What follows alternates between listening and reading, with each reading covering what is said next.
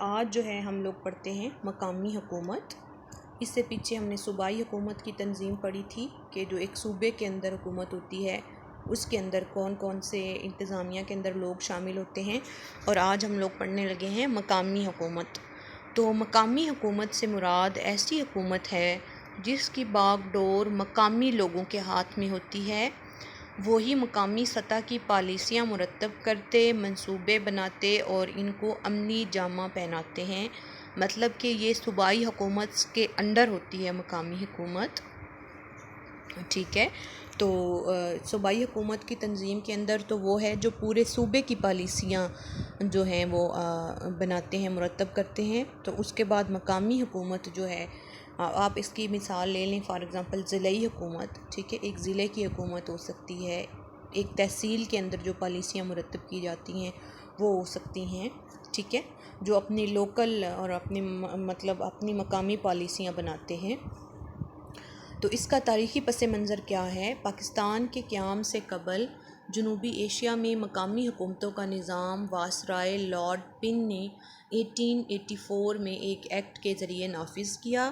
اس نے ضلع اور تحصیل کی سطح پر مقامی بورڈ قائم کیے جن کے ذمے مقامی لوگوں کے مسائل حل کرنا تھے، لیکن یہ ادارے لوگوں کے مسائل حل کرنے میں ناکام رہے کیونکہ ان کے پاس نہ تو اختیارات تھے اور نہ وسائل تھے، ٹھیک ہے۔ یہ مقامی حکومت ہے، جیسے فار ایگزامپل ضلع کی میونسپلٹی ہوتی ہے، اس کا کام ہوتا ہے اس طرح سے ضلع کے مسائل، ضلعی پولیس، ٹھیک ہے، تو یہ ضلع کے مسائل حل کرنے کے لیے یہ لوگ ہوتے ہیں۔ پاکستان کے قیام کے بعد لارڈ پن کے نظام کو اپنایا گیا، لارڈ رپن کے نظام کو اپنایا گیا، لیکن اس کا کوئی خاطر خواہ فائدہ نہ ہوا کیونکہ اس نظام کو سیاسی ہتھ کنڈے کے طور پر استعمال کیا جانے لگا۔ 1958 تک یہ نظام مکمل طور پر معطل ہو چکا تھا اور مارشل لاء کے نفاذ کے بعد اس کو منسوخ کر دیا گیا تھا۔ صدر ایوب خان نے بنیادی جمہوریتوں کا حکم نامہ 27 اکتوبر 1959 کو جاری کیا، جس کے مطابق پاکستان میں مقامی حکومتوں کا ایک اور نظام لاگو کیا گیا جسے بنیادی جمہوریت کا نام دیا گیا، جس کا اہم مقصد یہ تھا کہ اختیارات کی نچلی سطح تک منتقلی اور عوام کے مسائل کا حل بنیادی سطح پر ان کے اپنے نمائندوں کے ذریعے کیا جائے۔ یہ نظام کوئی خاطر خواہ تبدیلی نہ لا سکا اور نہ ہی لوگوں کے مسائل کو حل کر سکا کیونکہ اس کو انتخابی ادارہ کے طور پر استعمال کیا گیا، لہذا حکومت کی تبدیلی کے ساتھ ہی یہ نظام ختم ہو گیا۔ 1970 کے انتخابات کے نتیجے میں ذوالفقار علی بھٹو کو مغربی پاکستان اور شیخ مجیب الرحمن کو مشرقی پاکستان میں اکثریت حاصل ہوئی۔ اقتدار عوامی نمائندوں کے حوالے نہ کیا گیا، جس کے نتیجے میں مشرقی پاکستان الگ ہو گیا اور مغربی پاکستان میں حکومت ذوالفقار علی بھٹو کے حوالے کر دی گئی۔ بھٹو سیاسی عمل کے ذریعے مقامی حکومتوں کو قائم کرنے میں ناکام رہا۔ ضیاء الحق کے برسر اقتدار آنے کے بعد مقامی حکومتوں کے نظام کو دوبارہ نافذ کیا گیا اور مقامی حکومتوں کے انتخابات 2 دفعہ کروائے گئے۔ یہ نظام مضبوط بنیادوں پر قائم کیا گیا اور مرحلہ وار ترقی کرتا رہا، ٹھیک ہے۔ اس ٹائم جو ہے اس کے 2 دفعہ انتخابات کروائے گئے، الیکشنز جو ہیں وہ کروائے گئے مقامی، جیسے دیکھیں ابھی بھی ہوتے ہیں نا، جو ہیں ایک آپ کے انتخابات ہوتے ہیں، مقامی انتخابات ہوتے ہیں، دوسرے جو ہیں آپ کے انتخابات ہوتے ہیں جو صوبائی اور وفاقی سطح پر ہوتے ہیں۔ تو جو مقامی انتخابات کے ذریعے مقامی جو نظام ہے کو چلانے والے لوگوں کی سلیکشن کی جاتی ہے، جیسے کہ for example MNAs, MPAs, ٹھیک ہے، یہ جو ہیں یہ مقامی لوگ ہوتے ہیں، یہ صوبائی سطح پر نہیں ہوتے۔ اس طرح مقامی حکومت کا یہ نظام سالہ سال، اس سے پیچھے جو ہے وہ ناظم بنائے گئے تھے، ناظم اور نائب ناظم، وہ اور زیادہ جو ہے وہ مقامی سطح پر ان کی سلیکشن ہوئی تھی، جیسے وہ چکوں کے لیول پر، ٹھیک ہے، ان کی ڈویژنز ہو رہی تھی، تو وہ مقامی سطح تک جو ہے وہ لوگوں کا وہ ہے ان کے مسائل کو حل کرنے کی کوشش کی جا رہی تھی۔ اس طرح مقامی حکومتوں کا یہ نظام جو ہے وہ سالہ سال چلتا رہا، لیکن عوام کی اکثریت کو اس کا کوئی فائدہ نہ ہو سکا۔ موجودہ نظام کی خامیاں دور کرنے کے لیے جنرل پرویز مشرف نے 12 اکتوبر 1999 کو حکومت سنبھالنے کے بعد مقامی حکومتوں کے نظام میں واضح تبدیلیاں لانے کا وعدہ کیا تاکہ اقتدار عوام کی نچلی سطح تک منتقل ہو سکے۔ صدر پاکستان نے نئے نظام کے تحت مرحلہ وار انتخابات دسمبر 2000 اور اگست 2001 کے درمیان کروائے اور اس کا اجرا 14 اگست 2001 کو کیا۔ یہ نظام 2008 تک کام کرتا رہا۔ 2010 میں آئین میں 18ویں ترمیم منظور ہوئی، جس میں آرٹیکل 140A کا اضافہ کیا گیا، جس کے مطابق صوبائی حکومتوں پر لازم قرار پایا کہ وہ مقامی حکومتیں قائم کریں اور ان کو انتظامیہ اور مالیاتی اختیارات دیں۔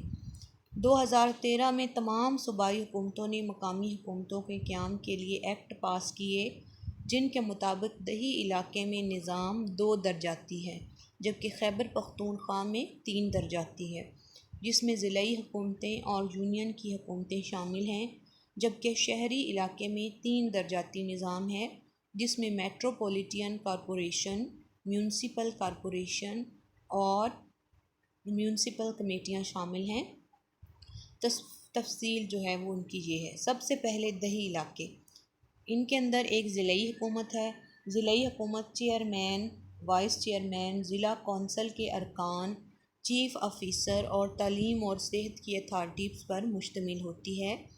چیئرمین اور وائس چیئرمین جو ہیں وہ ضلع کونسل کے پہلے اجلاس میں ان کا انتخاب مشترکہ پینل میں ضلع کونسل کے موجودہ ارکان میں سے اکثریت سے کیا جاتا ہے، کہ جو ضلع کونسل کے ابھی کے ارکان ہیں اور ان میں سے جو اکثریت سے جیتتا ہے اس کو بنایا جاتا ہے چیئرمین اور وائس چیئرمین۔ چیئرمین ضلع کونسل کا انتظامی سربراہ ہوتا ہے اور وائس چیئرمین کی عدم موجودگی میں فرائض سر انجام دیتا ہے۔ ضلع کونسل ضلع کی تمام یونین کونسلوں کے براہ راست منتخب کردہ چیئرمین بلحاظ عہدہ ضلع کونسل کے ممبر ہوتے ہیں۔ ان کے علاوہ 15 یا 15 سے کم نشستیں عورتوں کے لیے، 3 یا 3 سے کم نشستیں جو ہیں وہ کسانوں کے لیے، 5 یا 5 سے کم نشستیں غیر مسلموں کے لیے مخصوص ہوتی ہیں جو حکومت مقرر کرتی ہے۔ مزید ایک نشست ٹیکنوکریٹ اور ایک نوجوان کے لیے مخصوص ہوتی ہے۔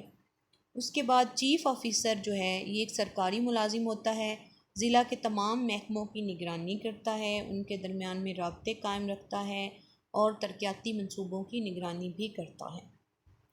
ضلع میں تعلیم اور صحت کی اتھارٹیز جو ہیں وہ الگ الگ قائم کی جائیں گی، جن کے ارکان بالواسطہ منتخب کردہ اور حکومت کے نامزد کردہ ہوں گے۔ انتظامی سربراہ چیف انتظامی آفیسر ہوگا۔ چیف انتظامی آفیسر اتھارٹی کا بڑا اکاؤنٹ آفیسر ہوگا اور تمام فرائض سر انجام دے گا جن کا ذکر ایکٹ میں کیا گیا۔ District education authority primary, elementary, secondary اور ہائر سیکنڈری اسکولوں کا انتظام کرے گی، حکومتی تعلیمی پالیسیوں کو لاگو کرے گی اور تعلیمی معیار کو بلند کرے گی، جیسے کہ یہاں پہ ڈی ڈی اوز ہیں اور اس کے علاوہ جو ہیں اے وی اوز ہیں، ٹھیک ہے۔